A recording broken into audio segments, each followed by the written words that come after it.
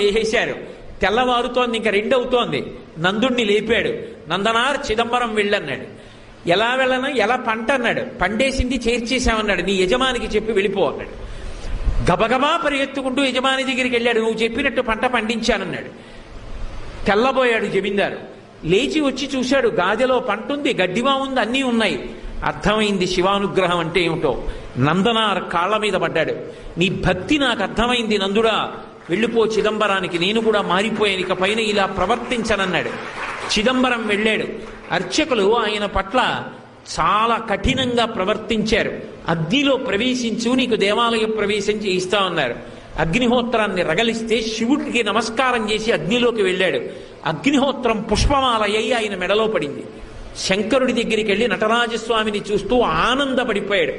ఆ సంతోషంలో చూస్తుండగా నందునిలో ఉన్న తేజస్సు వెళ్ళి నటరాజస్వామి యందు ఐక్యం అయిపోయింది.